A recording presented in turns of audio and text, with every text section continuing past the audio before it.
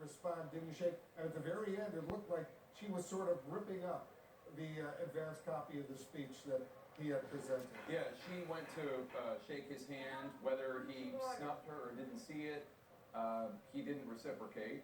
And then normally, the Speaker of the House will say to the members of Congress, the joint session, it is my high honor and distinct pleasure to introduce the President of the United States. Speaker Pelosi just said, members of Congress, the President of the United States. She did not include the high honor and distinct pleasure, which was also rather notable.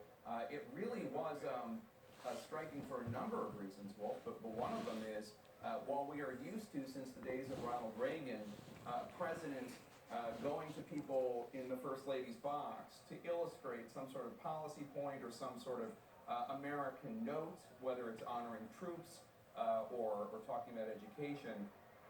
We have never seen, and I suppose this comes from the president's history in reality television, and I don't mean this in a pejorative way in any way. For what purpose does the gentleman from Maryland seek recognition? But we've never really seen. President. Are we listening in on this? Yeah. Okay. We've never really seen a scholarship given, which is what the president did with the young girl from Philadelphia. We've seen the type of thing where a war hero like the Tuskegee Airmen, Brigadier General McGee, we've seen that honored, and that was a lovely moment to have a 100-year-old Tuskegee Airman there with his grandson who wants to be in the Space Force.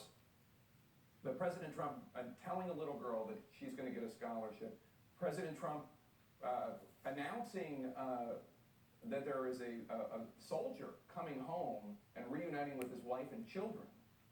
We've never seen anything like that before. And obviously the surprise Medal of Freedom that the First Lady bestowed upon Rush Limbaugh, where he seemed rather shocked. I mean, this really is a true and full embrace of who this president is, which is somebody from the world of reality television, where he was trying to have these moments for the American people to experience. And it worked on a lot of people. Sure, it will resonate with a lot of Americans out there.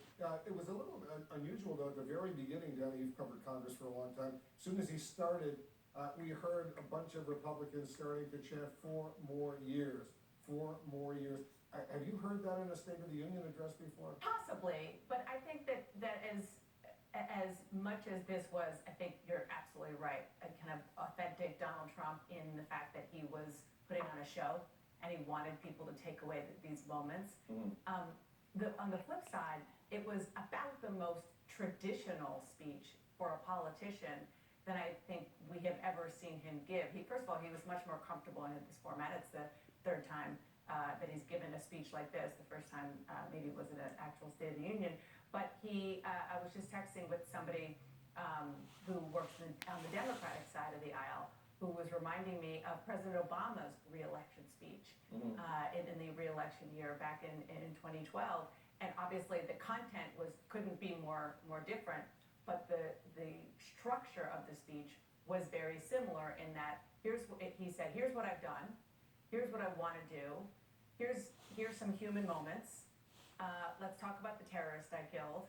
Mm-hmm. And so he tried to weave all of that together, which is exactly what, if you are trying to get reelected, or if you're the people around him trying to get him reelected, exactly what you want to deliver. Although I will say, I mean, this is for a State of the Union address.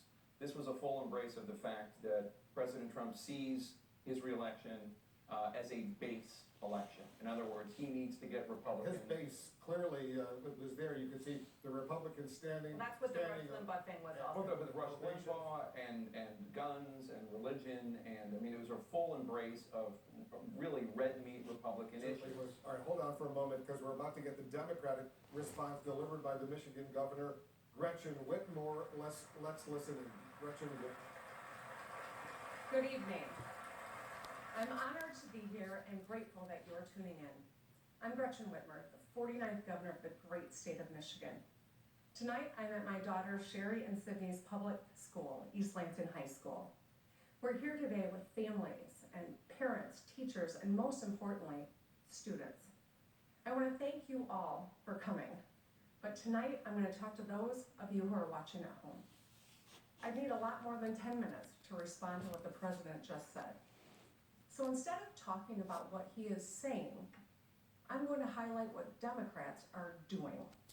After all, you can listen to what someone says, but to know the truth, watch what they do. Michigan